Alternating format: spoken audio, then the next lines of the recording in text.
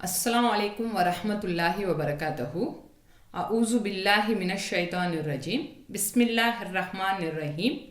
रब्बी ज़िदनी इल्मा, रब्बी ज़िदनी इल्मा, रब्बी ज़िदनी इल्मा. பாடம் 23. ஒரு வார்த்தையில் நஸப் வரும்போது அத்துடன் அலிஃபும் சேர்த்து எழுதப்படும். சில வார்த்தைகளில் அலிஃபுக்கு பகரமாக யா எழுதப்பட்டிருக்கும். அந்த இடங்களில் அலிஃப் இருப்பதை போன்றே அவற்றை படிக்க வேண்டும். என்னன்னா ஹுதன் கொடுத்துருக்காங்களா, இங்கே யா இருக்கா, யாவை எப்பவுமே சேர்க்க மாட்டோம், ஹுதன் மட்டும்தான் படிப்போம். ஏன்னா யா மேலே ஹரக்கத்தே இல்லை, சரியா?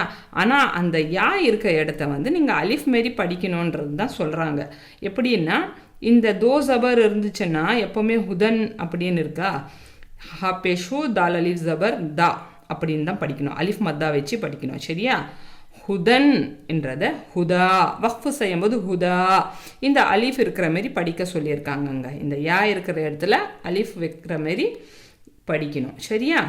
ஹுதன் ஹுதா, அசன் அதா, ஜுஹன் ஜுஹா, ஜுஹன் ஜுஹா, சுதன் சுதா, சுவன் சுவா, முசம்மன் முசம்மா, முசம்மன் முசம்மா.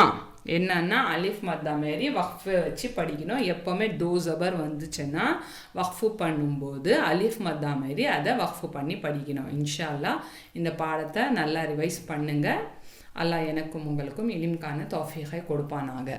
அமீன் அமீன் யா ரப்புல் ஆலமீன். பாடம் 24. சில வினை சொற்களில் உள்ள அலிஃபுக்கு ஹரக்கத் இருக்கும், அதை அப்படியே படிக்க வேண்டும். ஹரக்கத் போடப்படாத இடங்களில் சேர்த்து படிக்கும்போது அலிஃபை விட்டு படிக்க வேண்டும். பிரித்து படிக்கும்போது வார்த்தையின் 3வது எழுத்தின் லம்மா இருந்தால் அலிஃபுக்கு லம்மா வைத்து படிக்க வேண்டும். உதாரணம் உஸ்ஜுத்.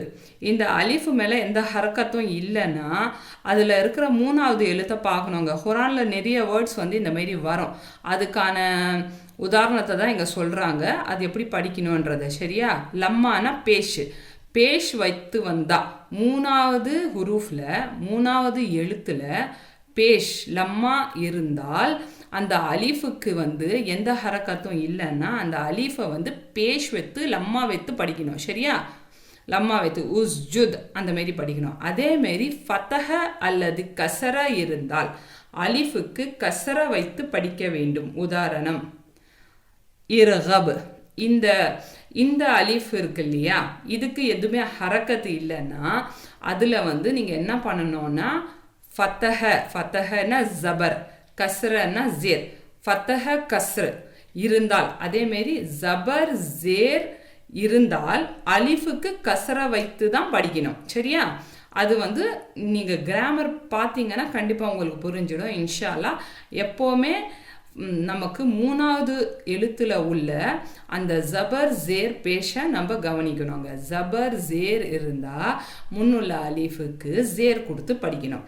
அதேமாரி பார்த்தீங்கன்னா பேஷ் இருந்தால் 3வது எழுத்தில் பேஷ், அதாவது லம்மா, லம்மா இருந்தால் அந்த அலிஃபுக்கு பேஷ் கொடுத்து படிக்கணும், சரியா? இன்ஷா அல்லாஹ் பயிற்சி பார்க்கலாமா? உத் உ, ஹம்சா தால் பேஷ் உத், ஐன் வாவ் பேஷ் உ, உத் உ.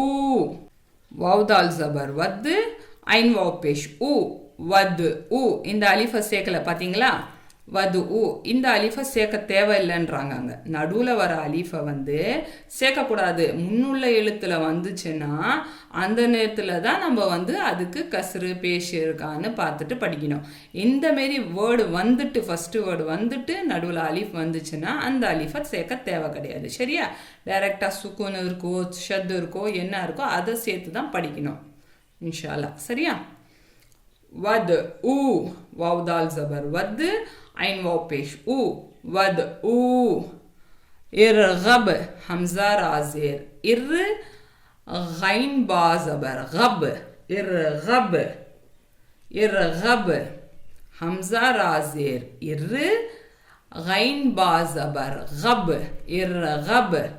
ஃபர்கப், ஃபா ரா ஜபர் ஃபர், கைன் பா ஜபர் கப், ஃபர்கப். இங்கேயும் அதே உதாரணம் தான் கொடுத்துருக்காங்க.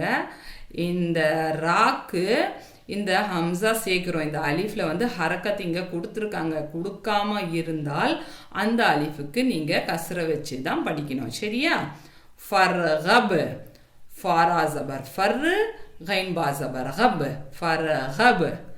இர்கஉ, ஹம்சா ராசேர் இர், காஃப் ஜபர் கா, இர்கா, ஐன் வாவ் பேஷ் உ, இர்கஉ.